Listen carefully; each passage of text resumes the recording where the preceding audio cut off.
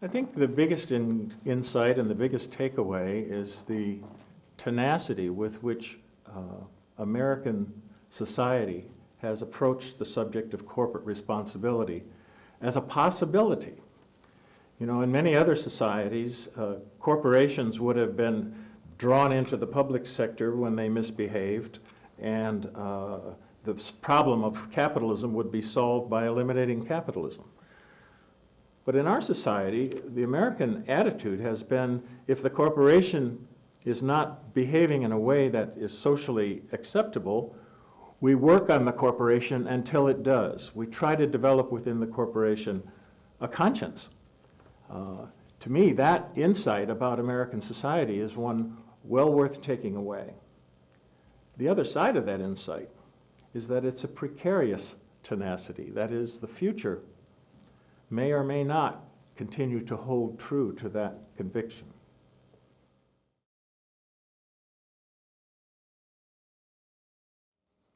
I think the first thing it has to say about the purpose of business is that there is not one purpose of business. That in fact, business performs multiple functions in our society.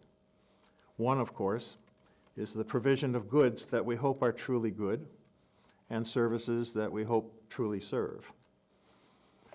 Another purpose of business is the provision of meaningful work to employees and to the populace. And a third purpose of business is the creation of wealth, as Adam Smith told us from the very beginning of this history. The wealth of nations depends upon commerce and trade and, in effect, business. Then the distribution of that wealth becomes a task for the society as a whole, not for business alone.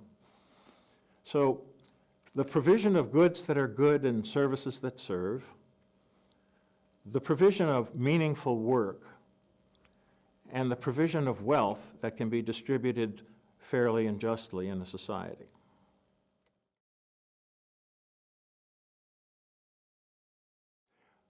I think the prospects are good if the freedom of the free enterprise system can make the right kinds of socially responsible choices. The prospects for the future are going to be influenced by the phenomenon of globalization, for sure. The so-called public square has become a public sphere, and we need to look for responsiveness to the public sphere in corporate behavior. Another factor that influences the prospects for the future is the evolution of corporate law. Corporate law, especially in the United States, is evolving in a way that's particularly significant because it involves regulating the governance processes within the corporation rather than the external behavior of the corporation as it has been done in the past. So corporate law is intruding itself into the boardroom in ways that are significant.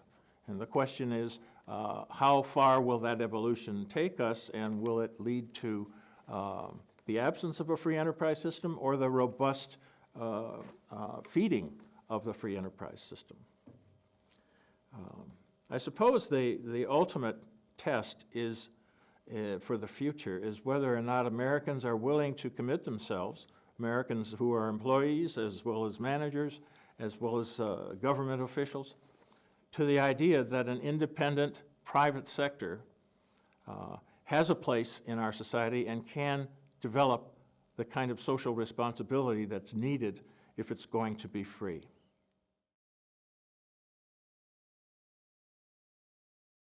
I think my number one takeaway is a realization of the power of interdisciplinary research. If you can build a team that has the humility and respect for one another needed to pool disciplinary resources to get a comprehensive view of a whole century here and a whole century there, you've accomplished something that very few academic books ever accomplish, and that is to give a well-rounded, well-perceived picture of what's actually happened. And this team is second to none on those virtues.